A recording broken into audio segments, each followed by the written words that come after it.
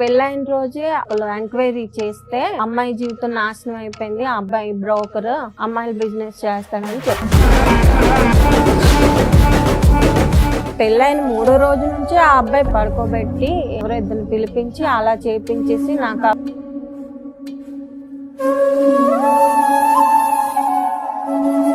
అత్త వాళ్ళకైతే చెప్పాలి. చెప్పాను మేడం. ఏమంది ఆవిడ? ఇప్పుడే కదమ్మా డబ్బులు సంపాదించుకోవాలని అన్నది. అదేం చిన్న విషయం కాదు నాన్న. మాక్సిమం క్రైమ్ లో హైయెస్ట్ క్రైమ్ నువ్వు చెప్తున్నది. ఇలా ఎందుకు కొట్టాడు? వర్క్ కి వెళ్ళలేదని సార్. ఇంతనా? కస్టమర్ల దగ్గరికి వెళ్ళడం స్టార్ట్ చేసావా నువ్వు? వెళ్ళాను మేడం.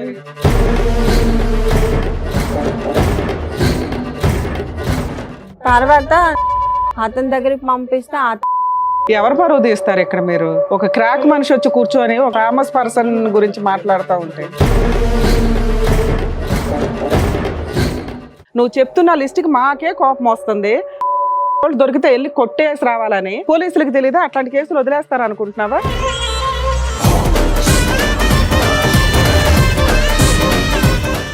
ఆ అమ్మాయి ఫేస్ రివీల్ చేయమన్నా కూడా మేము రివీల్ చేయాలి. ఎందుకంటే వాళ్ళు ఉన్నారు పెద్ద పెద్ద పేర్లు, ఒక్క ఎవిడెన్స్ లేదు.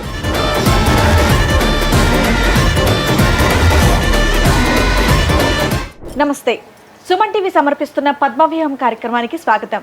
మరి ఈ కార్యక్రమంలో మనతో పాటు ఉన్నారు ప్రముఖ హైకోర్టు అడ్వకేట్ రమ్యాకుల గారు. నమస్తే మేడం. నమస్తే అండి. ప్రముఖ సైకియాట్రిస్ట్ డాక్టర్ కళ్యాణ్ చక్రవర్తి గారు. నమస్తే సార్. సార్, మేడం గారు ఆవిడ సమస్య చెప్పుకోవడానికి ఇక్కడి వరకు వచ్చారు. ఆవిడ సమస్య ఏంటో అడిగి తెలుసుకుందాం. నమస్తే అండి. నమస్తే మేడం. చెప్పండమ్మా, ఏంటి మీ సమస్య? ఇక్కడి వరకు దేనికి వచ్చారు? అయితే నాకు ముందు మ్యారేజ్ అయిపోయింది, హస్బెండ్ చనిపోయారు మేడం. ఎలా చనిపోయారు? Train accident sir. అది మాది పల్లెటూరు బాగా. యాక్సిడెంట్ సూసైడ్ అమ్మా? ఆహా లేదు, యాక్సిడెంట్. ఎలా అయింది యాక్సిడెంట్? ట్రాక్ దాటుతుండగా ట్రైన్ వచ్చి గుద్దేసింది. అదే ఊర్లో ఉన్న మనిషి ట్రైన్ ఎప్పుడు వస్తుందో కూడా గమనించకుండా దాటాడు, గుద్దింది. రైట్, చెప్పండి. అలా చనిపోయిన తర్వాత బాబుని పట్టుకొని నేను పుట్టింటికి వచ్చాను. పుట్టింటికి వచ్చిన తర్వాత మా అక్క వాళ్ళు వైజాగ్ లో ఉంటారన్నమాట. కొన్ని సంవత్సరాలు పుట్టింట్లో ఉండి తర్వాత మా అక్కల ఇంటికి వెళ్ళి నేను ఖాళీగా ఎందుకు ఉండడం, ఏదో ఒక వర్క్ చేసుకుందాం అని చెప్పి వైజాగ్ వస్తే మా అక్క పని చూసింది మేడం. అందులో 3,000కి జాయిన్ అయ్యాను. జాయిన్ అయిన తర్వాత అలా ఇలా బాబుకి బాగోపోవడం అట్లా మొక్కుకున్న తర్వాత విజయవాడకు వచ్చాను. మొక్కు తీర్చుకున్నాను, రిటర్న్ ట్రైన్ ఎక్కేసాను. ట్రైన్ ఎక్కినప్పుడు ఈయన నాకు పరిచయం అయ్యాను. పరిచయం అయిన తర్వాత ఆ నైట్ అలా అయిపోయింది. తెల్లవారు లెగిసి అతను ఆపోజిట్ సీట్ లో కూర్చున్నారనమాట. కూర్చుంటే మేడం నా ఫోన్ కనిపించట్లేదు, ఒకసారి ఈ నంబర్ నుంచి రింగ్ ఇస్తారా అని అడిగారు. సరే అని చెప్పి నంబర్ నుంచి రింగ్ ఇచ్చాను. ఫోన్ అతని బ్యాగ్ లోనే ఉంది. సరే నా స్టేషన్ వచ్చేసింది, నేను దిగిపోయాను, అతను వెళ్ళిపోయారు. అతను ఎక్కడోడు? అతనిది విజయవాడే సార్. వైజాగ్ మ్యారేజ్ కి వచ్చాడు, పెళ్లికి వచ్చాడు. ఓకే, అతని దారి అతను వెళ్ళిపోయాడు, నువ్వు గాజువాకి వెళ్ళిపోయావు. నేను నా దారి నేను వెళ్ళిపోయాను, అతని దారి అతను వెళ్ళిపోయాడు. ఒక 3 months తర్వాత ఫోన్ చేశారు.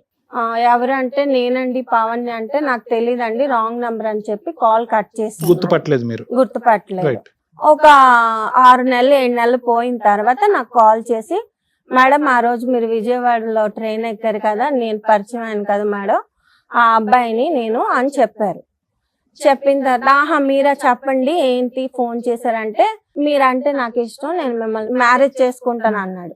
చేసుకుంటానంటే నాకు మ్యారేజ్ అయిందండి, ఒక బాబు ఉన్నాడు, మా హస్బెండ్ ఇలా చనిపోయారు, మీకు ఏదైనా మాట్లాడాలనుకుంటే మా అమ్మలతో మాట్లాడండి నేను చెప్పాను. ఇతను వైజాగ్ పెళ్లికి రావటం కాకుండా ఏమైనా పనులు చేస్తా ఉంటాడా? ఉద్యోగం అవన్నీ నాకు తెలియదు అసలు. నేనేమి అతని వయసు కనుక్కున్నారా? వయసు అతనికి 28, 29 అవేం నేను అడగలేదు. కాదండి, మరి ఏం అడగనప్పుడు డైరెక్ట్ గా మా ఇంట్లోకి వచ్చి మాట్లాడడానికి మీరు ఎలా అంటారు? అట్లీస్ట్ ఆయన ఏం చేస్తారు, ఆయనకు పెళ్ళయిందా లేదా, వాళ్ళ ఇంట్లో వాళ్ళు ఏంటి, ఇవన్నీ తెలుసుకుంటారు కదా మినిమం ఇంటికి వచ్చి మాట్లాడమని చెప్పే ముందు. ఇవి నేనేమి అడగలేదు మేడం. అందరూ లవ్ అంటారు కదా మేడం, ఇతను డైరెక్ట్ గా పెళ్లి మ్యాటర్ ఎత్తారు అనేసి జెన్యున్ గా ఉన్నారు అనుకొని పెళ్లి చేసుకున్నామని అనుకున్నాను. సరే అయితే మీరు మా అమ్మలతో మాట్లాడండి, ఓకే చెప్పాక వాళ్ళు ఓకే అంటే నేను ఒప్పుకుంటానండి అంటే ఈయన వైజాగ్ వచ్చి మా అమ్మలతో మాట్లాడటం అనేది జరిగింది. మా అమ్మలు ఒప్పుకోలేదు. ఎందుకు వాళ్ళన్నా కనుక్కున్నారా అతను ఏం చేస్తాడని? నందిగంలో మా షాప్ ఉంది, మా అన్నయ్య వాళ్ళది, అందులో సూపర్వైజర్ గా చేస్తాను, నెలకి 40,000 శాలరీ వస్తుంది అని చెప్పారు. ఏదో ఆ రోజుల్లో అలా చెప్పారు. నందిగంలో 40,000 అంటే ఎక్కువ. మాకు పొలాలు ఉన్నాయి, ఇల్లు ఉంది, సొంత ఫ్లాట్లు ఉన్నాయి అని మా అమ్మాలకి చెప్పారు. లేదండి మాకు నచ్చలేదు, మేము బ్రాహ్మణ్స్ మేడం, వాళ్ళు కుమ్మరోళ్ళు. మా అమ్మ ఒప్పుకోలేదు. ఒప్పుకోకపోతే అతను వెళ్ళిపోయారు.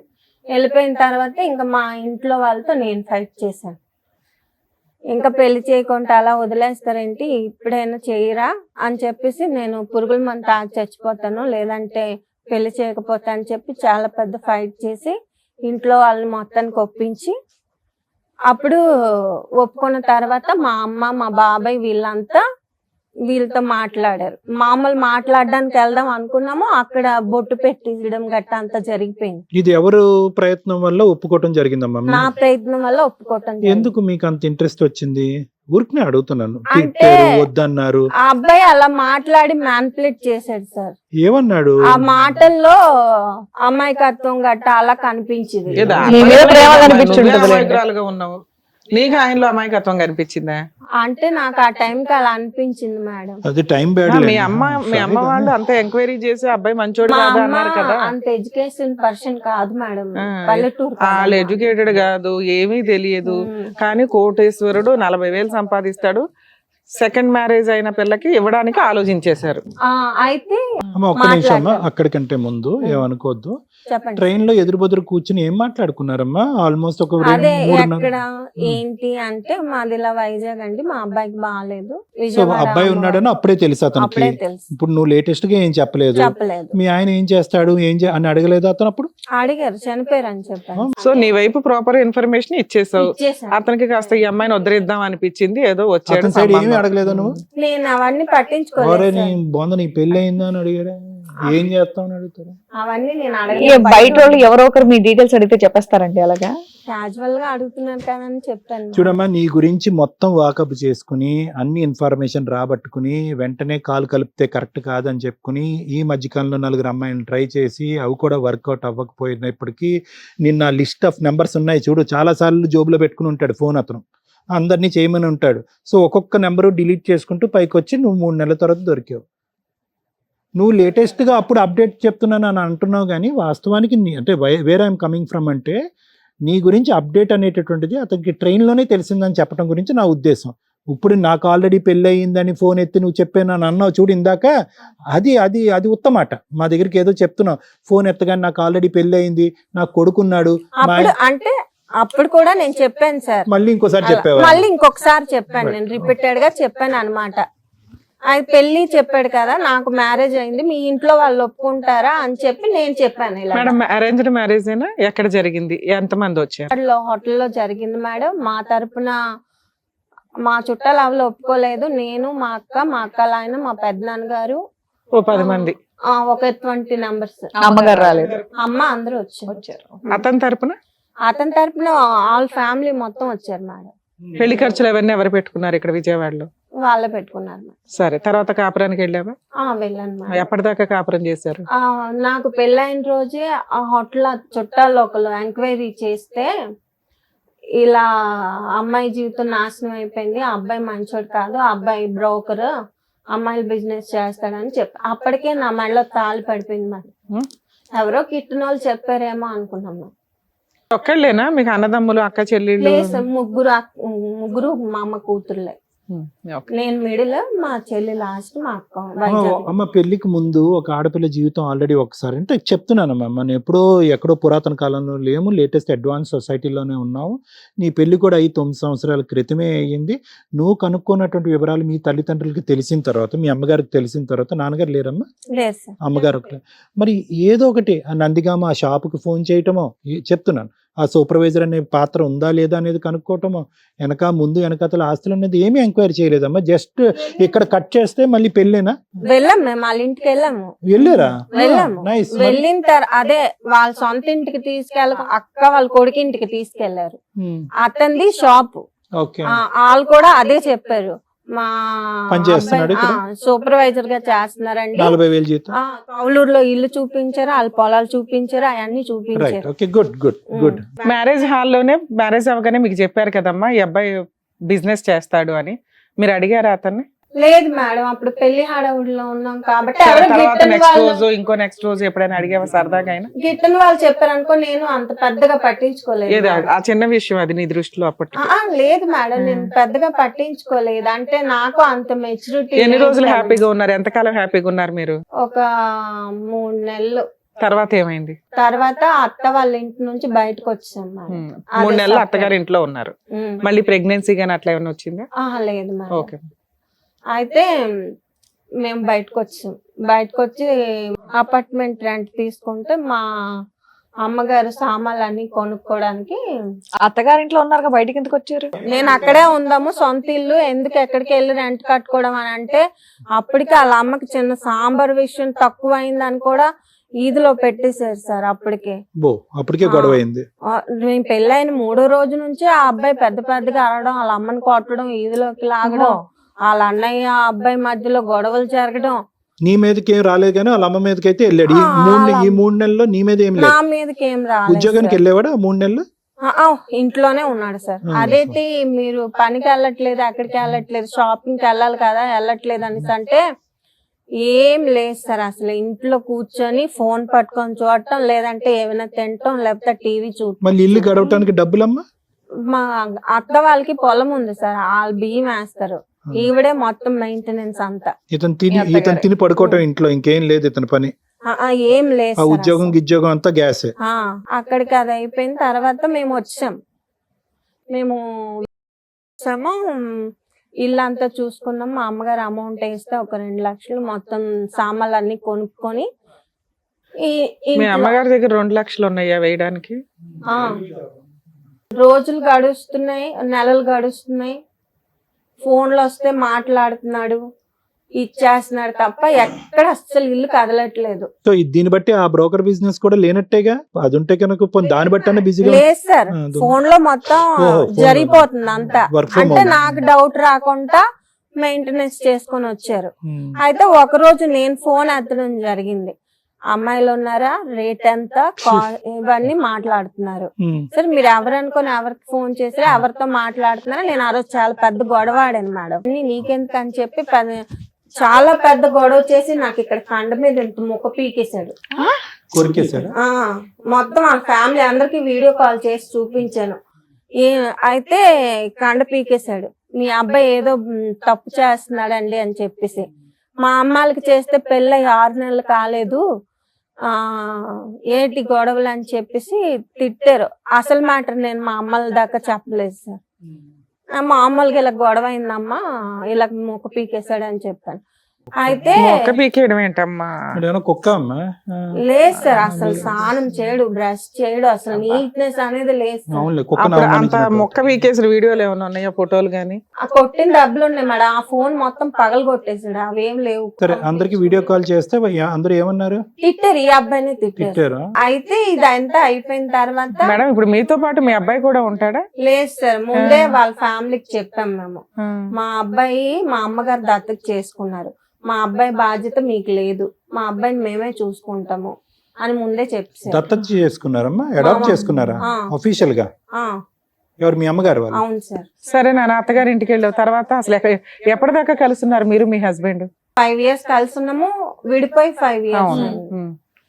ఆ 5 years లో ఏం జరిగిందో కొంచెం బ్రీఫ్ గా చెప్పండి. నాకు కొంచెం ఆస్మా ప్రాబ్లం ఉంది, టాబ్లెట్స్ అవన్నీ ఇచ్చి, ఏవో మత్తటానిక్లు అవన్నీ ఇచ్చి నన్ను పడుకోబెట్టి ఎవరో 2 పిలిపించి అలా చేపించేసి నాకు ఆ వీడియో మొత్తం తీసి చూపించాడు మేడం. మీకు తెలియకుండా ఇలా చేస్తాడు? అవును మేడం. చెయ్యి కొరికేస్తేనే వెళ్ళి తోలు తీసేసావు మీ అత్తగారి దగ్గరికి వెళ్ళి పరువు తీసి. మరి ఎంత సీన్ జరిగినప్పుడు వెళ్ళావా? వెళ్ళాను మేడం, గొడవ ఆడేసి నేను పుట్టింటికి వెళ్ళిపోయాను, మీ దగ్గరికి రాను, ఇలా చేస్తున్నావు అని చెప్పి. కాకపోతే ఈ మ్యాటర్ మా అమ్మకి చెప్పలేదు. నువ్వు అసలు ఏం చెప్పవాలి మీ అమ్మ వాళ్ళకి? మంచిదాను గానీ మీ అత్త వాళ్ళకైతే చెప్పాలి కదా ఎంత పరువుతో పని చేశాడు. ఏమంది ఆవిడ? ఆవిడ ఏంటన్నదంటే, ఇప్పుడే కదమ్మా డబ్బులు సంపాదించుకోవాలని అన్నది. అప్పుడు ఆవిడ క్యారెక్టర్ అనేది నాకు అర్థమైంది, ఫ్యామిలీ అంతా ఇంతేనా అని చెప్పి అలిగి వెళ్ళిపోయావు. అలాగే నేను పుట్టింటికి వెళ్ళిపోయాను. ఒక 6 నెలలు 8 నెలల వరకు నేను రాలేదు. ఓకే. ఏ రాకపోతే కేసులు వేయలే? ఏ కేసు మీ అక్కకి గాని మీ చెల్లికి గాని మీ అమ్మకి గాని ఎవరికి చెప్పలా? చెప్పలేదు మేడం. ఎందుకంటే పెళ్ళయి సంవత్సరం కూడా నిండలేదు. నీ బొంద. మా అక్క ఏం మాట్లాడుతున్నావు నువ్వు? మా అక్క ఎవరో మత్తు మంది ఇచ్చి మీ ఆయన ఇద్దరు వచ్చి రేప్ చేసిపోతే పెళ్ళై సంవత్సరమే అయింది, ఈ విషయం బయట పెడితే ఏం బాగుంటదని కూర్చున్నావా? అవును మేడం, మా అక్క నీకేమైనా జీవితం క్రాక్ బాలేదు. ఉందా? మా అక్క జీవితం బాగాలేదు మేడం. మా చెల్లి జీవితం అంతంత మాత్రం. మొన్నే పెళ్లి చేసాము, అంత కట్నం ఇచ్చి వాళ్ళందరినీ వద్దనుకొని పెళ్లి చేసాము. ఇప్పుడు మళ్ళీ మొగుడు దగ్గర సంవత్సరం లేకుండా అదేం చిన్న విషయం కాదు నాన్న. మాక్సిమం క్రైమ్ లో హైయెస్ట్ క్రైమ్ నువ్వు చెప్తున్నది. చిన్న విషయం లాగా చెప్తున్నావేంటి? సరే ఓకే, తర్వాత పోనీ అప్పుడైనా వదిలేసావా వాడిని? వదలలేదా? లేదు మేడం, మళ్ళీ ఏమ్మా అప్పుడైనా మీరేం చిన్నపిల్ల కాదు కదమ్మా. 13 ఏళ్ళకో 14 ఏళ్ళకో అలా చేశారంటే నాకు తెలియదంటే ఏమన్నా నమ్ముతాం కానీ అప్పటికి మీకు 25 ఏళ్ళు. ఎవరికి చెప్పాలి? మళ్ళీ వచ్చిందంట కాపురానికి. ఎందుకెళ్ళో మళ్ళీ 1 ఇయర్ తర్వాత కాపురానికి తీసుకెళ్లాడు మేడం. అంటే ఇలాంటివి నేను చేయించిన మొత్తం అన్ని డిలీట్ చేసేస్తానని చెప్పితేనే నమ్మేసి వెళ్ళిపోయావు? నమ్మేసి వెళ్ళిపోయాను మేడం 1 ఇయర్ తర్వాత. ఓకే అమ్మా, 1 ఇయర్ తర్వాత అయితే అదంతా డిలీట్ నీ దృష్టిలో? డిలీట్ చేసాను అని చెప్పాను. నీ క్యారెక్టర్ విషయంలో కూడా డిలీట్ పర్వాలా, పోనీలే 1 ఇయర్ అయిపోయింది కదా. లేదు మేడం, చేసావు. అంటే నేను మా అమ్మని దృష్టిలో పెట్టుకొని మళ్ళీ కాపురానికి వెళ్ళడం అనేది జరిగింది. ఈ అబ్బాయి మరీ చెప్పాడు దేవుడి మీద అన్నిటి మీద ఒట్లేదు. సరే ఏంటమ్మా, బానే ఉన్నావా? 3 ఇయర్స్ బానే ఉన్నావా? పోనీ లేదు మేడం, అప్పటి నుంచి అసలు కదా స్టార్ట్. చెప్పు, అసలు కాదు చెప్పు. నన్ను ఊరికే కొట్టడం, కస్టమర్ల దగ్గరికి వెళ్ళకపోతే టార్చర్ పెట్టడం, అతనికి నచ్చినట్టు రెడీ అయ్యడం, అన్ని అతనికి కస్టమర్ల దగ్గరికి వెళ్ళడం స్టార్ట్ చేసావా నువ్వు? అట్లా వెళ్ళండి madam. Very good. Key issue okay, నువ్వు ఇక్కడ పరిగెట్టవలసినటువంటి అవసరం లేదు. ఎక్కడైతే పరిగెట్టాలో అక్కడ పరిగెట్టలేదు. నిన్ను ఎవరు ఒత్తిడి చేశారమ్మా? నిన్ను అంటే నీ క్యారెక్టర్ ఒకసారి మత్తుతో జరిగినటువంటి అంశానికి ఎంతో చితికిపోయి ఎంతో బాధపడిపోయి అక్క జీవితాన్ని, చెల్లి జీవితాన్ని, అమ్మ పరువుని కాపాడాలి అనే ఉద్దేశంతో వాళ్ళు వృత్తి ధర్మంగా భావించేటటువంటి వృత్తిలోకి నువ్వు ఇన్వాల్వ్ అయిపోయావా? అవును సార్. ఎందుకు? ఇప్పుడు అవును సార్ ఏమైనా నాకు జరిగింది తెలిస్తే మా అమ్మగారు బతకరు సార్. ఇప్పుడు వాళ్ళిద్దరు జీవితాలు సరిగ్గా లేవు, నా జీవితం కూడా సరిగ్గా లేదని తెలిస్తే మా అమ్మగారు ఏటైపోతారని దాని దృష్టిలో పెట్టుకొని మళ్ళీ కాపురానికి వెళ్ళడం అమ్మ దేని జరిగింది. గురించి బాధపడతాదమ్మా? నాకున్నటువంటి ఒక సొంత కూతురు, ఎంతో అల్లారు ముద్దుగా పెంచినటువంటి కూతురు ఈ డాష్ వృత్తిలోకి వెళ్ళిపోయింది అనేటటువంటి పెద్ద అంశమా? లేదంటే నా మొగుడు ఇలా చేశాడు కాబట్టి నా జీవితం ఇలా పాడైందనే చెప్పేటటువంటి అంశం మీ అమ్మగారికి పెద్ద అంశం అవుతుందా? ఈ రెండిట్లో ఏది పెద్ద ఇష్యూ? ఏది పెద్ద ఇష్యూ? ఇంకేం వినక్కర్లేదు నీ కదా. నీ వ్యక్తిత్వం ఏంటి, నీ ఆలోచన ఏంటన్నది నాకు అర్థమైపోయింది. ఈ రెండిట్లో ఏ తల్లి గుండె ఎప్పుడు పగులుతుంది? ఈ విషయం తెలిసినప్పుడు పగిలిపోతుంది. నువ్వు కావాలని చేస్తే ఆవిడ గుండె పగులుతుందమ్మా. మీ ఆయన బలవంతంగా చేస్తున్నాడంటే వెళ్ళి మీ అమ్మకి చెప్పుకోవాలి కదా నువ్వు ఆ విషయం అంటున్నావు. నేను మొగ్గు చెప్పినట్టు వింటావా, అమ్మ చెప్పినట్టు వింటావా? అమ్మ నువ్వు చెప్పాలి కదా, నీ షేర్ చేసుకున్నా. వాళ్ళ కష్టాలు ఉన్నాయని అక్కనే చెల్లిని కూడా దింపావా? చీచి చూసావా, దీనికోసం మాట్లాడా. చీచి అని అనిపించింది కదా, చీచి అని మీ అమ్మకు కూడా అనిపించి వాడు తోలు తీసేసేది. ఏంటి అంత కూల్ గా మాట్లాడుతున్నావు? నేను కూల్ గా మాట్లాడలేదు మేడం. 5 ఇయర్స్ నుంచి ఫైట్ చేస్తున్నాను. ఏం ఫైట్ చేస్తున్నావు? 3 ఇయర్స్ అయితే కస్టమర్స్ దగ్గరికి వెళ్ళావు, సంపాదన ఏం చేసావు? అవును మేడం, మీరు నేను వెళ్ళింది చూస్తున్నారు కానీ నేను ఎందుకు వెళ్ళాల్సి వచ్చింది? వెళ్ళకూడదని మేము చెప్తున్నాం, ఎందుకు వెళ్ళామని కాదు, వెళ్ళకూడదని చెప్తున్నాం. వెళ్ళకూడదంటే వీడియో పబ్లిక్ చేస్తాను అంటున్నాను మేడం. డిలీట్ చేస్తేనే వెళ్తున్నాను అన్నావు కదా. నీ కంఫర్ట్ జోన్, నువ్వు అన్ని ఎట్లా డోర్లు క్లోజ్ చేసి నీ కంఫర్ట్ గా ఏది కావాలో అది చెప్తున్నావు. ఓకే పర్లా, ఒక స్త్రీకి జరగకూడని అన్యాయం నీకైతే జరిగింది. నీ పాత్ర ఎంత ఉంది, మీ ఇంట్లో వాళ్ళ పాత్ర ఎంత ఉందో, అబ్బాయి పాత్ర ఎంత ఉందో పక్కన పెడితే ఎక్కడో ఒకటి నువ్వు రియలైజ్ అవుతావు కదా. 3 ఇయర్స్ కి అయితే రియలైజ్ అయ్యావు. ఈ 3 ఇయర్స్ లో సంపాదించిన సంపాదన ఏం చేసావు? అతనికి ఇచ్చాను మేడం. ఇల్లు కొనుక్కున్నాడు, కార్ కొనుక్కున్నాడు, అన్ని కొనుక్కున్నాడు మేడం. సరే లాస్ట్ లో ఎట్లా అబ్బాయికి 200 ఇస్తానన్న చేతిలో రూపాయి కూడా ఇవ్వలేదు. అదే ఇంకా నాకు ఓపిక చచ్చి నేను ఇంకా చేయలేను, నాకు ఓపిక లేదు, ఇప్పటికే నా ఆరోగ్యం క్షీణించిపోయింది, నేను ఇంకా చేయలేనంటే నువ్వు చేస్తేనే నా కొంపలో ఉండు, చేయకపోతే వెళ్ళిపో. నిన్నేనా ఇలా అట్లా బిజినెస్ కోసం చాలా మంది అమ్మాయిలు మోసం చేసి పెళ్లిళ్ళు చేసుకున్నాడా? అతనికి ముందు పెళ్లి అవ్వలేదని చెప్పాడు నాకు. అతనికి పెళ్లిళ్ళు ఎందుకమ్మా? పెళ్లిళ్ళు అవసరం లేదు. బిజినెస్ చేస్తావు అనుకుంటే అమ్మాయిలు నీతో కూడా అలాగే చేయించవచ్చు కదా, పెళ్లి ఎందుకు చేసుకున్నాడు? ఆ అమ్మాయి చెప్పింది, ఆ అబ్బాయి ఇది వరకు బిజినెస్ చేసేవాడు, ఆ అబ్బాయికి నువ్వెలా పెళ్లి చేసుకున్నావు అమ్మా అనేసి అంటే అంతా అయిపోయిన తర్వాత చెప్పితే ఏం లాభం మేడం? మొత్తం జరగాల్సిన నష్టం అంతా నాకు జరిగిపోయింది. అరే ముందు చెప్పారు, ఎంక్వైరీ చేసుకోవాలి, ఆ పెళ్లి రోజు చెప్పారు, తర్వాత 3 నెలలు నీ లైఫ్ బాగానే ఉంది. ముందు 3 కదమ్మా, నెలలు అప్పుడే ముందు కదా 6 enquiry నెలల వరకు చేసుకోవాలా? బానే ఉంది మేడం. అత్తయ్య వాళ్ళ ఇంట్లో ఉన్నప్పుడు బానే ఉంది, బయట 3 నెలల తర్వాత బానే ఉంది. అక్కడ నుంచి నాకు ప్రాబ్లమ్స్ అనేవి సరే స్టార్ట్. నువ్వు తప్పించుకొని బయటకు వచ్చేసావు, ఊరుకున్నాడా? మంచి కస్టమర్ వెళ్ళిపోయినట్టే లెక్క కదా ఆయనకి, ఊరుకున్నాడా? లేదు మేడం. ఉమ్. తర్వాత అతని దగ్గరికి పంపిస్తే అతనితో నేను గొడవ అదే లాస్ట్ గొడవ మాకు. అతను నన్ను కొట్టి టార్చర్ మేడం? పెట్టాడు. ఆ వీడియో కూడా నా దగ్గర ఉంది మేడం. అది ఆయన మొత్తం నా ఫోన్ ఆ రోజు లాక్కొని కిందకేసి చెత్త కొట్టి అది ఎరగలేదని సుత్తితో పెట్టి మరి కొట్టి ముక్కలు చేసి నా ప్రూఫ్స్ ప్రతి ఉంది మేడం. ఇప్పుడు లేవు. మొత్తం ఇప్పుడు ఏ ప్రూఫ్స్ కూడా అతని నీతో మీద పాటు against ఇంకెవరన్నా ఉండవు. వచ్చారా?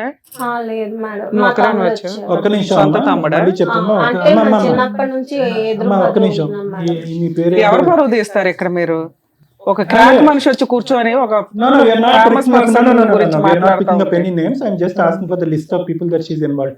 అమ్మ, ఇలాంటి పెద్ద మనుషుల్లో ఎవరైతే ఎవరి పేర్లు తీయట్లేదు, ఆ మాత్రం కామన్ సెన్స్ మనకు ఎవరి పేర్లు తీయట్లేదు, ఇంకా పెద్ద పెద్ద మనుషులు ఎవరైనా ఉన్నారా నీ లిస్ట్ లో? లేరు సార్. ఇతను ఒక్కడే. ఉన్నదే చెప్పాను. అతను ఒకడే. అతను ఒకడే. సో ఇవన్నీ కూడా నీకు ఎక్కడా కూడా ఏ ప్రయాణం కూడా మొత్తం ఎన్ని సంవత్సరాలు అయితే నువ్వు ఫైట్ చేసావు, ఇష్టం లేక అయిష్టతోనే వెళ్ళావు, అతను బలవంతంతో వెళ్ళావు. మీ అమ్మగారికి ఈ మాట చెప్తే కనుక అమ్మ మనసు పాడైపోద్దని చెప్పే వెళ్ళావు. ఎక్కడా కూడా ఆ డబ్బులు నీకు రావటం కానీ నువ్వు వాడుకోవటం కానీ చేయలేదు. ఏమీ జరగలేదు మేడం. నాన్న ఈ 5 years లో ఏం చేశారు మీరు? కేసులు ఏమన్నా వేసారా వేశాను కోర్టులో? మేడం. ఏమేం కేసులు వేసారు? పోలీస్ స్టేషన్ కి వెళ్ళి ఇలా బిజినెస్ చేపిస్తున్నాడు అని చెప్పేసి నన్ను కొట్టిన దెబ్బలతోనే ఆ రోజు నేను పోలీస్ స్టేషన్ కి వెళ్ళాను. పోలీస్ స్టేషన్ కి వెళ్తే ఫోన్ తీసుకొని మొత్తం చూస్తే దొరికాడు.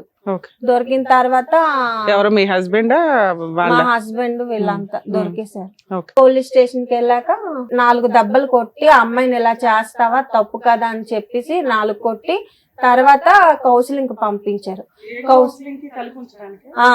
కలిసి ఉంచడానికి కౌన్సిలింగ్.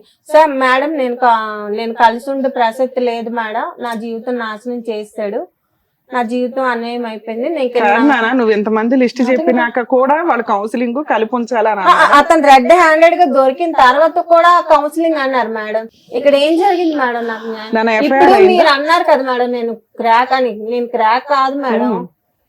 నేను క్రాక్ అని నేను అనలేదమ్మా. నీకు క్రాక్ ఇలా ఎందుకు మాట్లాడుతున్నావు? సేమ్ నేను ఇక్కడ ఇప్పుడు నాకు జరిగింది నిన్ను క్రాక్ అని డిసైడ్ చేయడానికి నేనెవరు మేడం. ఎక్కడ వెళ్ళలేదు కదా. నా Certificate బాధ ఇవ్వడానికి. నేను ఇక్కడ జరిగింది నాకు తెలుసు, అవతల వాళ్ళకి ఎవరికి తెలుసు సార్. నేను ఎందుకు చేయాల్సి వచ్చింది అవతల వాళ్ళంటే ఎవరమ్మా? బయట వాళ్ళకి తెలియక సార్. నా బాధ నేను బయట పడుతున్నా. వాళ్ళకి నీ ఒకటి- గురించి ఎందుకు తెలియాలి నాన్న? మాట్లాడవలసినప్పుడు మాట్లాడలేదు, చెప్పుకోవలసిన మనుషులకి చెప్పుకోలేదు. మత్తు వచ్చినప్పుడు ఏదైతే పని చేసావో, మత్తు లేనప్పుడు కూడా 5 సంవత్సరాల పాటు ఆ పని చేసినప్పుడు 100 మంది కూడా ఇదే మాట అంటారు. ఎవరిని తప్పు పట్టక్కర్లేదు. నువ్వు అనుభవించింది నీ ఏంటి దగ్గర ఒక అనేది ఎవిడెన్స్ నాలుగు లేదు, రోజులు ఒక నీకే కేసు ఎఫ్ఐఆర్ ఇన్ని చెప్తున్నారమ్మా. మీ హస్బెండ్ మిమ్మల్ని కొట్టినట్లు ఉంటదే తప్ప ఇప్పుడు నువ్వు చూపించేవన్నీ వీడియో కూడా పోలీసులకి అంత బుద్ధి లేదు అనుకున్నావా? నువ్వు చెప్తున్న లిస్ట్ కి మాకే కోపం వస్తుంది. అరే అట్లాంటి వాళ్ళు దొరికితే వెళ్ళి కొట్టేసి రావాలని. నువ్వు వచ్చి మేడం మమ్మల్ని అర్థం చేసుకోరు ఏంటండి అని మాట్లాడుతున్నావు. పోలీసులకు తెలియదా అట్లాంటి కేసులు వదిలేస్తారు అనుకుంటున్నావా? నువ్వు లిస్టు చూపిస్తే ఖచ్చితంగా వాళ్ళని అరెస్ట్ చేస్తారు. మీ ఆయనతో కలిసి లేదమ్మా, ఉంచాలని ఏ ఫోటోస్- పోలీసులు అనుకోరు. ఫోటోస్ చూడు. అదే నీకు జరిగింది domestic violence, wife and husband తగదా అన్నట్లు ట్రీట్ చేశారు వాళ్ళు. సరే ఒక అడ్వకేట్ ని పెట్టుకుని వీటి మీద సీరియస్ గా ఫైట్ చేశారా? చేశాను మేడం. ఆ, ఆవిడ ఏమేం కూడా కేసులు అతని తరపు మాట్లాడింది. ఇలా ఎందుకు కొట్టాడు? వర్క్ కి వెళ్ళలేదండి సార్. వర్క్ వెళ్ళలేదని ఇలా కొట్టాడా? ఇంతనా?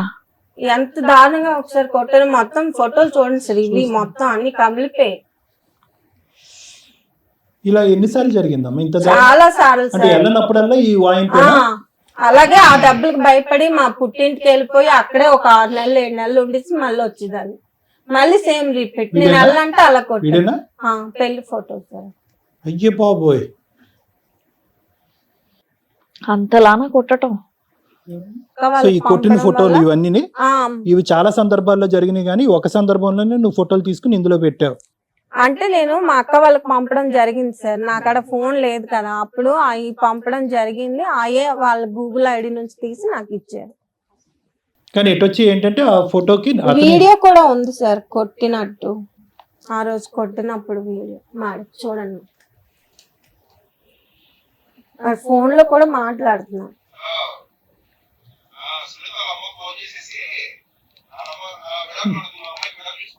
విడాకులు అడుగుతుంది అని ఎవరో అంటున్నాడు ఏంటి? అదే సార్, ఇలా వెళ్ళలేదని చెప్పి నన్ను కొట్టాడు. నీతో పాటు ఎవరో వచ్చారు, వాళ్ళు ఎవరు? మా తమ్ముడు సార్. ఏం చెప్పాలనుకుంటున్నా?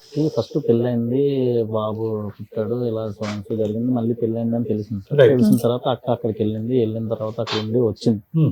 వచ్చిన తర్వాత ఇలానే బాధపడుతుంటే అక్క సూసైడ్ చేసుకోవడానికి అటెంప్ట్ చేసిన తర్వాత వాళ్ళ అబ్బాయి మాకు చెప్పాడు, ఇలా అమ్మ సూసైడ్ చేసుకుందంటే ఎందువల్ల ఏంటంటే అప్పుడు మొత్తం అన్ని అడిగితే చెప్పింది ఇలా. సరేనక్క ఏం చేద్దాం అంటే నేను అక్కడ గాజు వర్క్ సార్ మాది. మీది గాజువేనా? అంటే ఎప్పుడు 5 years బ్యాక్ మీకు ఇవన్నీ తెలిసినాయి? నాకు అంటే వాళ్ళ అబ్బాయి ఇతను ఎప్పుడైతే సూసైడ్ చేసుకున్నా అదే ఎప్పుడు సుమారు ఎప్పుడు అది? అది ఒక 1 year అలా అవుతుంది. అంతే 1 year బ్యాక్ వీళ్ళ స్టోరీ మీకు తెలిసింది. తెలిసిన తర్వాత అబ్బాయి ఇలా చెప్తే మేము వెళ్ళిన తర్వాత జరిగింది, ఇలా సూసైడ్ ఎందుకు చేసుకున్నాం అక్క ఏటక్క అంటే అప్పటికి విడిపోయి 4 years అవుతుంది కదా, మర్చిపోయి ఉంటది. అప్పుడు ఎందుకు చేసుకుంది సూసైడ్ ఐటమ్? అంటే అతని కోసం తిరిగి ఒక్క నిమిషం తమ్ముడు, ఒక 2 నిమిషాలు ఆగండి. సూసైడ్ ఎప్పుడు చేసుకున్నాం? అటెంప్ట్ ఎప్పుడు చేశారు? 1 year అవుతుంది సార్. 2 సార్లు చేశాను సూసైడ్ అటెంప్ట్. ఎందుకు ఇప్పుడు ఈ మధ్య కాలం ఎందుకు చేస్తున్నారు? 5 సంవత్సరాల నుంచి పోలీస్ స్టేషన్లు ఏంటి, దిశ కేసులు ఏంటి, మహిళా మండలి తిరిగి ఏంటి, అలసిపోయావు ఇంకా నాకు ఎక్కడ న్యాయం జరగలేదనిపించి నేను సూసైడ్ అటెంప్ట్ కదమ్మా. చేశాను. ఏం న్యాయం, ఏం కేసులు, ఏంటి గొడవ? అదే సార్, ఇప్పుడు ఏదైనా సరే 498 కడతాను అంటున్నారు, ఈ కేసు కట్టను అంటున్నారు. మీకు ఏం కావాలి ఇప్పుడు ఆయన నుంచి? ఏం కావాలి? ఏం ఎక్స్పెక్ట్ చేస్తున్నారు? నాకు డబ్బులు మ్యాటర్ కాదు మేడం, అతనికి నాకు నా జీవితం నేను అన్యాయం అయిపోయినందుకే అతనికి శిక్ష పడాలి. శిక్ష పడాలా లేదంటే కంపెన్సేషన్ ఇవ్వాలా ఏంటి? నాకు అర్థం కాదు. కాంపెన్సేషన్ అతనే ఇస్తాను అంటున్నారు. అంటే వీళ్ళు కట్నం కింద ఫస్ట్ పెళ్ళైనప్పుడు ఒక 5 లక్షలు, దాని తర్వాత మధ్యలో 2 లక్షలు ఆయన కారు కొనడానికి ఏదో 4 కోట్లు ఇచ్చి పెట్టారంట. అవన్నీ నేను కూడా ఫోన్ లో మాట్లాడాను సార్. అతనితో మాట్లాడితే ఏమన్నారంటే నేను ఒక 5 లక్షలు ఉన్న 1 తులం బంగారం ఇవ్వగలను, నేను అంతకన్నా ఇవ్వలేను అంటున్నాడు అతను. ఏది డైవర్స్ ఇవ్వడానికి? డైవర్స్ అడుగుతున్నాడు. ఇప్పటికి 5 years నుంచి మరి మీకోసం ఇలా చేశారంట కదంటే తిరిగారు, నా అమ్మాయి స్టేషన్ లో కంప్లైంట్ ఇచ్చింది, చేశారు, చెందారు అని చెప్పారు. ఇవన్నీ మీరు ఎప్పుడైనా సిట్టింగ్ కూర్చొని మాట్లాడారా ఫోన్ లో గానీ? ఫోన్ లో బిజినెస్ చేయించావా అని అడిగారా? అవన్నీ మేము అడిగితే మీరు చూసారా, చెందారా అని అడుగుతున్నారు. సో అతనైతే ఒప్పుకోవట్లేదు ఆ వ్యాపారం అది ఈ అమ్మాయి చేత చేయించినట్టు ఒప్పుకోలేదండి. కాకపోతే ఈవిడ మెసేజ్లు చేసేది, వాళ్ళతో మాట్లాడేది అని చెప్పేసి నాకు చెప్పాడు. చెప్తే నేను అడిగాను ఆవిడ చదువుకుందా అని అడిగాను, చదువుకోలేదు అన్నాడు. అంటే ఆవిడ చదువుకోలేదని మాకు తెలుసు అండి. ఆవిడ చదువుకోకుండా ఆవిడ ఎలా మెసేజ్లు చేస్తుందని అడిగాను. ఆయన ఏంచి అది కాదు ఇది కదా అంటే అప్పటికి మాకు ఇవి చెప్పింది ఇలా ఏంటంటే ఈ అమ్మాయి మీద అతనికి అనుమానం అనేది ఒకటి ఉంది. లేదు సార్, తనే మెసేజ్లు చేయిస్తూ ఉంటారు అనమాట. ఇప్పుడు మీరు ఉన్నారు సార్, ఎగ్జాంపుల్ మీ నంబర్ తన దగ్గర ఉంటుంది, తనే ట్రాప్ చేయిస్తారు అనమాట. ఫోన్ చేయించి మాట్లాడించడం చేయడం ఇంట్లో మొత్తం అన్నిటి కోసం అలా చేయించేవాడు ఇదేదని చెప్పేసి చెప్పిందా. ఓకే నీకు ఇంత జరిగినప్పుడు ఎందుకమ్మా, మనకు ఎవరికైనా ఒక్కరికైనా చెప్పాలి కదంటే చెప్తే ఇలా ఉంది, నాకు ఆ వీడియోతో బ్లాక్ మెయిల్ చేస్తున్నాడు 1-10 సార్లు. ఏరుకోరి మరి సరే నేను చేసుకుంటాను పట్టుబట్టి చేసుకున్న తర్వాత ఇలా జరిగితే మళ్ళీ నాకు ఇబ్బందే కదా, నేను ఇంక అందుకే ఉండిపోయాను. మాకు అప్పుడు ఇలా జరిగిన తర్వాత తెలిసిన తర్వాత నేను అడిగితే అప్పుడు నేను మొన్న రీసెంట్ గా ఒక 4 months అలా అవుతుంది మేడం, నేను మాట్లాడాను ఫోన్ లో ఇలా ఉందంట కదండి, ఎందుకు ఇది ఒకసారి చూసి మాట్లాడండి, ఏంటని తీసుకెళ్తానంటే నేను తీసుకెళ్ళొచ్చాను. ఇప్పటికి 5 years కూడా ఇక్కడే రెంట్ కి ఉండేది, ఆ పక్కనే దగ్గరలోనే ఉండేది. అంతా ఫైట్ చేసుకుని మహిళా మండలి దగ్గరికి వెళ్ళి ఎప్పటిదాకా ఉంది విజయవాడలో? 1 year వరకు. 1 year వరకు విజయవాడలోనే. మరి ఇందాక అడిగితే 5 years నుంచి అలా అక్క దగ్గర ఉంటున్నాను ఆవిడ పోషిస్తున్నారు. 1 year నుంచి 4 years వదిలేసి నువ్వు విజయవాడలో ఇండివిడువల్ గా ఉన్నావు. ఎలా ఉన్నావు? డబ్బులు ఎక్కడే? మా అమ్మ వాళ్ళు వేసారు మేడం. అమ్మ పోషించేదమ్మా ఇంతకాలం. ఇప్పటికి మీరు ఒక్కరే ఉన్నారా? అవును మీరు మేడం. ఒక్కరే అక్కడ ఎందుకు ఉన్నారు మరి? అది అమ్మ వాళ్ళ దగ్గర కదా. అమ్మ కేసుల గురించా? అమ్మ వాళ్ళకి అన్ని తెలిసిపోతాయి అని చెప్పేసి నాకు భయం వేసి మీ ఆయనతో ఉన్నట్టే తెలుసా మీ అమ్మ వాళ్ళకి? లేదు మేడం, వదిలేసాను. నువ్వు మా ఇంటికి రాకు, మొగుడిని వదిలేసి వస్తే నా ఇంటికి ఎందుకు వస్తావు, నువ్వు ఎక్కడైతే చచ్చిపో, డబ్బులు పంపిస్తుంది మా ఇంటికి రాక అని చెప్పింది మేడం. సో విడిగా ఉండటానికి నీ మట్టుకు నువ్వు ఉండటానికి ఇంటికైతే అడుగు పెట్టద్దు, ఇక్కడ పరుగు పోద్దు కాబట్టి అక్కడ పోషణ నిమిత్తం డబ్బులు పంపిస్తుంది. బాబుని తన దగ్గర పెట్టుకుంది, అంతే కదమ్మా. బాబు వస్తూ ఉండేవాడు అంతా, వెళ్తూ చూస్తూ వస్తూ ఉండేవాడు. ఒక సడన్ గా బాబు ఉంటున్నప్పుడే తిని ఇలా చేసిన తర్వాత మాకు అప్పుడు ఆ బాబు చెప్పాడు ఇలా ఉందని, ఇలా జరిగింది అంటే అప్పుడే అలా కాళ్ళు అందరూ వెళ్ళి తీసుకొని వచ్చారు. వచ్చిన తర్వాత అక్కడ నుంచి ఇల్లు ఖాళీ చేసిన తర్వాత అసలు ఏం జరిగింది ఏంటంటే ఎవరికి చెప్పట్లేదు. చెప్పమ్మా పర్వాలేదు, నేను మరి మీ తమ్ముడు మీ అబ్బాయి బాబులు అంటున్నా కదా, నాకు చెప్పక్క పర్వాలేదు అంటే అప్పుడు ఇలా ఉంది తమ్ముడు, మేము ఎవరికి ఏం చేయలేకపోతున్నాము, ఏం చెప్పాలో కూడా తెలియట్లేదు మాకని. అప్పుడు నేను ఒక 4 రోజుల ఒక 4 నెలల క్రితం మాట్లాడితే తను చెప్తున్నాడు, నేనైతే ఒక 5 లక్షలు ఇస్తాను, ఒక తులం బంగారం ఇస్తాను, నాకు ఇచ్చారు ఓకే, నాకు అక్కడ లేవు, ఇప్పుడు ఏం చేయమంటారు, నేను ఎంత అయితే ఇవ్వగలను, లేకపోతే లేదు. నేను కాంపోజిషన్ అయితే అడగట్లేదు, నాకు డబ్బులు వద్దు, మరి ఏం మాకు ఇలా జరిగినందుకు ఆడికి తగ్గ శిక్ష పడాలి ఈ స్టేజ్ మీదకి ఎవరు తీసుకొచ్చారు అమ్మాయిని? తను నేనే తనే YouTube మాట్లాడి వచ్చిందా? చూసి- ఇక్కడ ఎవరు వాళ్ళని శిక్షిస్తారు అనుకుంటున్నారు? ఇప్పుడు మీ వీడియోస్ అన్ని చూస్తూ ఉంటే అందరికీ తెలుసు కదా నాకు న్యాయం జరుగుతుంది అనే ఏ కదా. న్యాయం సార్? పోలీసుల దగ్గరికి వెళ్ళింది, అడ్వకేట్ల దగ్గరికి వెళ్ళింది, వాళ్ళు చెయ్యని న్యాయం ఈ స్టేజ్ మీద రమ్య గారు అయితే చెయ్యరు కదా. శిక్ష అంటే ఏం శిక్ష పడాలి అంటే నాకు తెలియక అడుగుతున్నాను, సారీ. నువ్వు పడినటువంటి వేదన బాధ మామూలుది కాదు. ఒక పక్క నుంచి అమ్మకి చెప్పుకోలేక భర్త ఇలాంటోడు అని చెప్పి నరకం, నువ్వు అనిపించింది నరకం, అది నాకు అర్థం అవుతుంది. ఆ పోరాటం గురించి ఈ పుట్టింటికి వెళ్ళలేక అత్తింటి దగ్గరే, అదే మీ ఆయన ఇంటి పక్కనే ఒక ఇల్లు తీసుకుని ఆ అమ్మకి ఇప్పటికీ కూడా నేను ఇక్కడే ఉండిపోతానమ్మా, నేను గెలవాలని, నార్మల్ టార్చర్ కాదమ్మా, it's very heavy hearted. But what can we do? ఏంటి శిక్ష అంటే ఏంటి? ఈ పాటికి నువ్వు చాలా పోలీస్ స్టేషన్లు, చాలా అందరి మాటలు అన్నీ విన్నావు కదా, ఏ విధంగా శిక్ష పడుతుంది ఇలాంటి వాళ్ళకి? ఏంటి శిక్ష? 498 కేసు పెడతానంటున్నారు మేడం. ఒక్క నిమిషం తమ్ముడు. 498 కేసు పెడితే నాకు న్యాయం ఎక్కడ అవును, జరుగుతుంది? దానికి ఇలా మించిన ఇల్లు శిక్ష- అలా వచ్చేస్తారు కదా దానికి మించిన మేడం. శిక్ష ఏంటి? ఆడిని నరికేసే శిక్ష ఏంటి? ఆడిని నరికేసే శిక్ష ఏమైనా ఉందా? ఇలా చేసినందుకు దానికి తగ్గ వేరే సెక్షన్లు ఉంటాయి కదా అని See, the అడుగుతుంది thing కూడా. is, ఒకటే, నీ బాధ, ఆవేదన, నీ కోపము, నువ్వు ఎంత రగిలిపోతున్నావు, ఎన్ని సంవత్సరాలు బట్టి రగిలిపోతున్నావు. ఎందుకంటే ఇలాంటి అంశాల గురించి బహుశా ఒక స్త్రీ ఎక్కడో చోట విసిగి వేసారిపోయి ఈ అమ్మాయి వాడు కల్మకాడు పోతాడని చెప్పి వదిలేస్తావు. కానీ నువ్వేంటంటే ఈ పెళ్లి గురించి అన్నీ వదులుకున్నావు, పరువు వదులుకున్నావు, ఒక ఆడపిల్లకు ముఖ్యమైనటువంటి ఆ అంశాన్ని వదులుకున్నావు, తల్లి ప్రేమ నుంచి దూరం అయ్యావు, కొడుకు నుంచి దూరం అయ్యావు, అన్నిటినీ త్యాగం చేసుకుని కేవలం ఒక మనిషితో, ఒక ట్రైన్లో తూతూ మంత్రంగా కనిపించినటువంటి ఒక మనిషితో జీవనం కొనసాగించాలని చెప్పి మొదలుపెట్టిన నువ్వు మొదటి నుంచి అదంతా మోసమే. ఏది పెళ్ళి పందిరిలోనే వీడు కరెక్ట్ కాదు జాగ్రత్త అమ్మా అని చెప్పినటువంటిది నీది. అప్పటి వరకు నువ్వు విన్న కథ అంతా కూడా రివర్స్ అయిపోయి అలాంటి వ్యక్తితో నువ్వు జీవితాంతం ఎలా కొనసాగాలి అనే అనుమానంతో, క్వశ్చన్ మార్క్తో ముందుకెళ్తూ ఉంటే కనుక ఏదైతే కనుక నువ్వు భయపడ్డావో ఆ భయం నిజమైపోయింది. ఓకే, కానీ ఇక్కడ ఉన్న విచిత్రం ఏంటంటే కనుక మేము కూడా రేర్గా, నేను ఓకే మేడం వాళ్ళ సంగతి నాకు తెలియదు, నేను కూడా ఇటువంటి రేరెస్ట్ ఆఫ్ రేర్ సిచ్యువేషన్ నేను చూడలేదమ్మా. నీ వైపు అసలు వేలెత్తి చూపెట్టే ధైర్యం ఎవరికీ ఉండకూడదు, చూపెట్టకూడదు కూడా. ఎందుకంటే కనుక నువ్వు ఎందుకు ఇక్కడ పని లేక కూర్చున్నావా? డబ్బుల గురించి కూర్చున్నావా? ఎంత ఇస్తాడు మా ఆయన? 3 కాదు 4 ఇవ్వాలి, 4 కాదు 5 కావాలి, 5 కావాలి 10 గురించి, బేరాల గురించి కాదుగా. నీ మనసులో రగిలిపోతున్న ఆవేదన, వేదన ఏదైతే ఉందో, సపోర్ట్ సిస్టమ్ లేనటువంటి ఒక ఆడపిల్ల ఇక్కడ వచ్చి కూర్చుంది.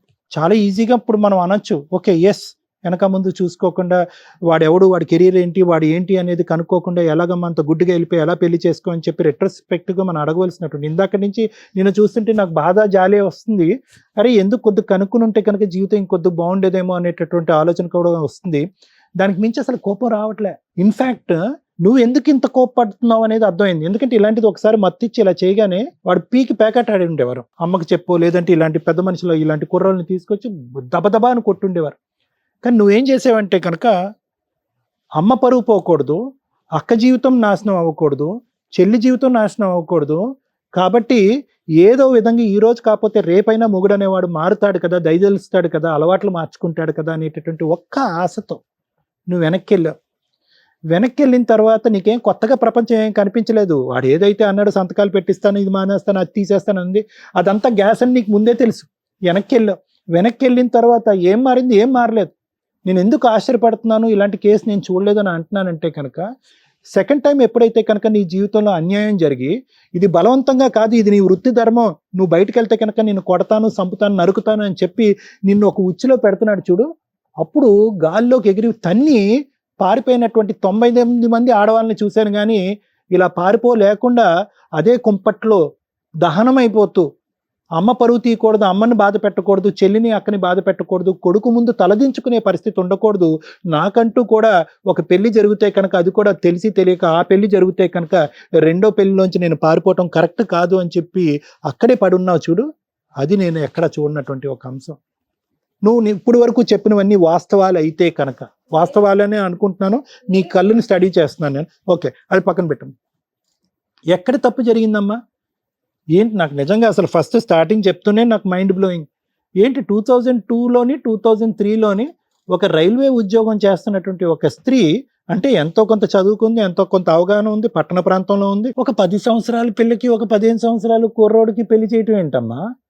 ఎక్కడ? అప్పట్లో నానమ్మ గారు చనిపోతారని చెప్పేసి నా సరే ముందే పెళ్లి వాట్ ఎవర్ ఇట్ ఇస్ జరగాలని అమ్మ, ఏ పరిస్థితుల్లో, ఒక 2 నిమిషాలు నా మాట విని, ఏ పరిస్థితుల్లో అంటే ఎక్కడ నీ మనసు గాడి తప్పింది, ఎక్కడ నీ ఆలోచన వైఖరి గాడి తప్పింది, ఎక్కడ ఈ ఉచ్చులోంచి సరైనటువంటి సమయంలోని, సందర్భంలోని, ఆలోచనలోంచి బయట పడలేకపోయావు అనేటటువంటి దాని యొక్క పునాది అక్కడ ఉందని చెప్తున్నాను.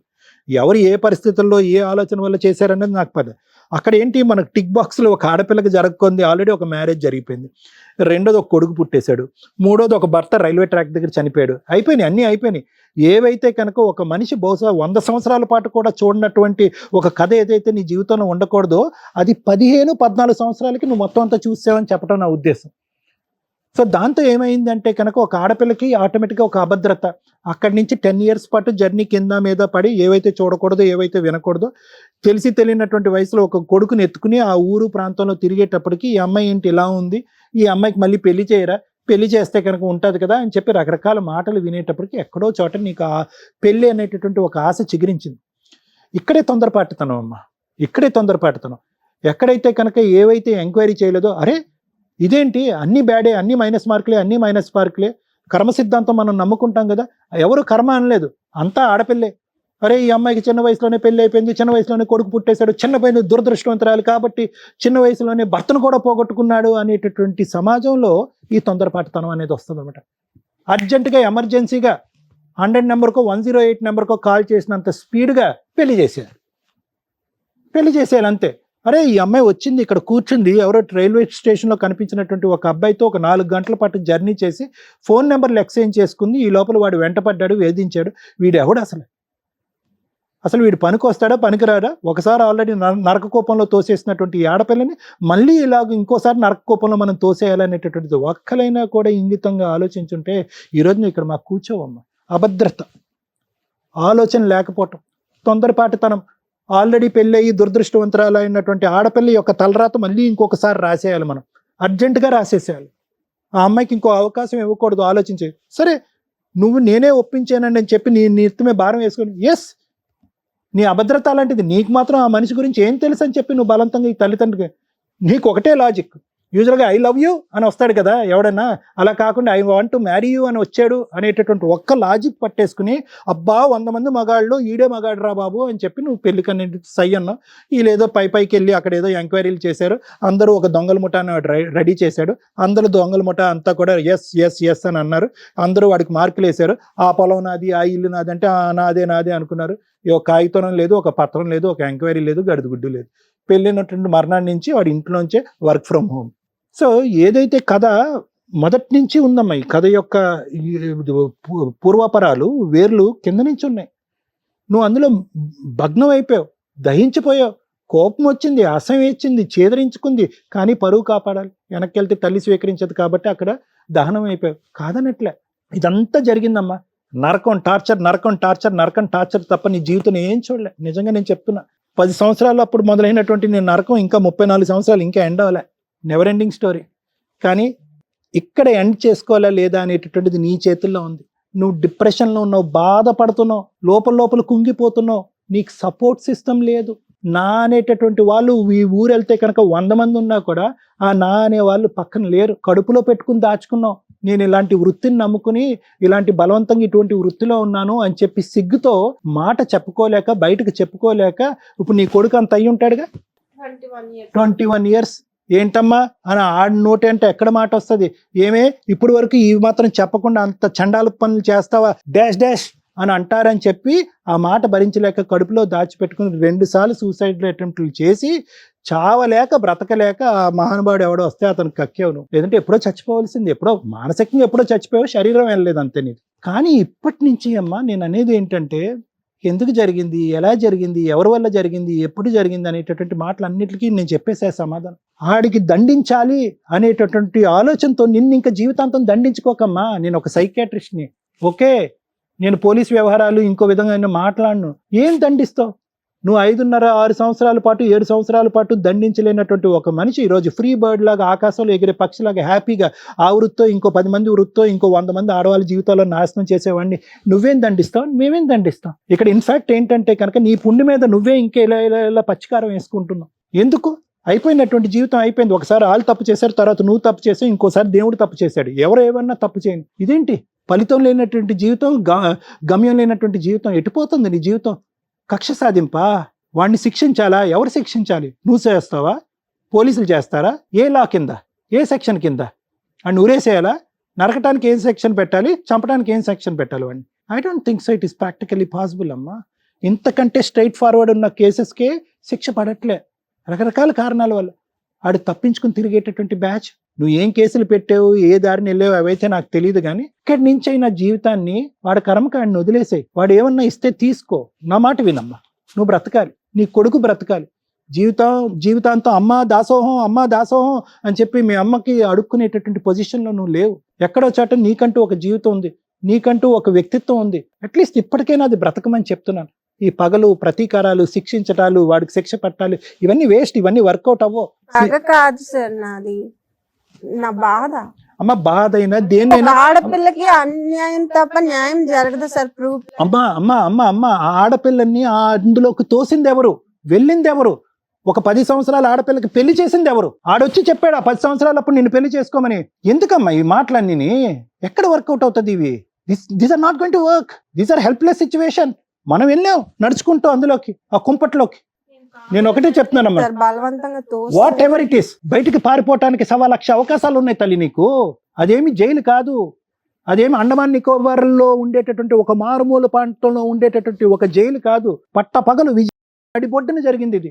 తలుపు తీసి పారిపోవటానికి 2 నిమిషాలు. ఎందుకు అన్నిసార్లు వాడికి ఛాన్స్ ఇచ్చావు? ఎందుకు క్షమించావు? ఒకసారి ఇచ్చావు, 2 సార్లు ఇస్తావా? 3 సార్లు ఇస్తావా? వాళ్ళు పరుగు పొద్దు, వీళ్ళు పరుగు పొద్దు అని చెప్పి నీ జీవితాన్ని నాశనం చేసుకుంటావా? ఈ రోజు పగ తీర్చుకోవాలా? పగ కోపం కాదమ్మా. ఏదన్నా నువ్వు ఇక్కడ కూర్చోటానికి ప్రధానమైన కారణం వాడిని శిక్షించాలని. I don't think it is going to work. వాడిని శిక్షించేటటువంటి ప్రయత్నంలో నీ జీవితానికి ఉన్నటువంటి ఒక 60-70 సంవత్సరాలకి జీవితాంతం నువ్వు శిక్ష వేసుకుంటున్నావు. నీ కొడుక్కి శిక్ష వేస్తున్నావు, మీ తల్లికి శిక్ష వేస్తున్నావు. ఒక్కసారమ్మా ఆలోచించుకో. ఫైట్ చేయాలంటే చెయ్యొచ్చు, కానీ దానికి కూడా ఒక ఆది మధ్య అంతం ఉంటుంది. ఇంతవరకు ఫైట్ చేస్తేనే వర్కౌట్ అవ్వదు. వాడి కర్మకాడిని వదిలేద్దాం. ఎక్కడో చోట ఒక point. Thank you madam. First time నాకు భయం వేస్తుంది మాట్లాడాలంటే. 12 years నుంచి చూస్తున్నారు రమ్య గారిని. అడ్వకేట్స్ మోసం చేశారు, కోర్టులో న్యాయం జరగలేదు, పోలీసులు న్యాయం చేయలేదు.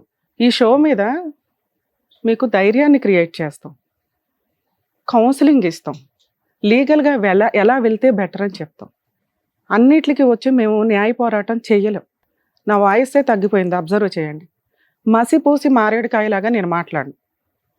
ఇక్కడికి వచ్చిన వాళ్ళందరికీ ఓదార్పు యాత్ర కొన్ని సందర్భాల్లోనే ఇస్తాను తప్ప, కొన్ని డేంజర్ కేసులు అని అనిపించినప్పుడు ఎంత మాట్లాడాలో అంతే మాట్లాడితే నాకు బెటర్.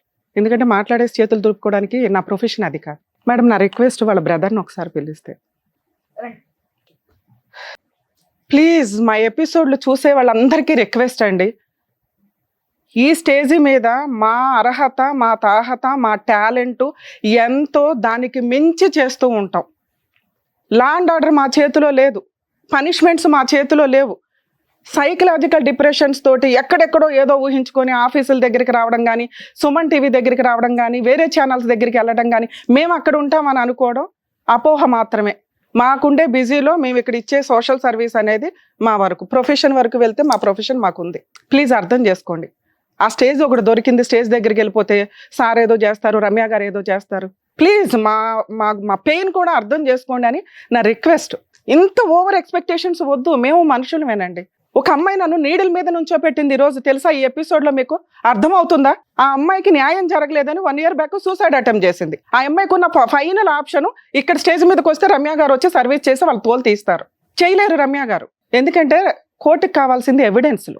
రమ్య గారు బిలీవ్ చేయాలి. ఇప్పుడు నేను ఏ ఒక్కటి మీ అందరికీ తెలుసు నేను నిజం మాట్లాడతానని. నిజం మాట్లాడినప్పుడు చాలా డేంజర్ అవుతుంది కొన్ని కేసుల్లో. అలాంటిది ఈ కేసు నీడిల్కి సంబంధించి. సార్, మిమ్మల్ని రిక్వెస్ట్ చేస్తున్నా, మీరు ఇందాక అడగగానే అన్నారు మీరు ఏదో చేస్తారని ఇక్కడికి వచ్చాం మేడం, ఎందుకంటే మీ ఎక్స్పెక్టేషన్ కరెక్టే.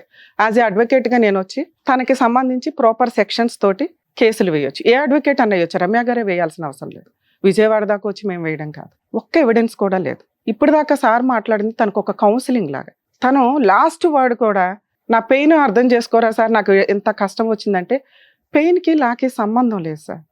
ఒక ఎపిసోడ్కి అంతసేపు మాట్లాడాల్సిన అవసరమే లేదు. ఎందుకు మాట్లాడారంటే ఆ అమ్మాయి పెయిన్ తగ్గించడం కోసం. నేను మాట్లాడితే నిజాలు మాట్లాడతాం, అప్పుడు మళ్ళీ వెళ్ళి సూసైడ్ అటెంప్ట్ చేస్తే సుమన్ టీవీకి వెళ్ళాము న్యాయం జరగలేదు అంటే యాక్సెప్ట్ చేయలేము. ప్లీజ్ మా బాధ అర్థం చేసుకోండి, మిమ్మల్ని రిక్వెస్ట్ చేస్తున్నాను.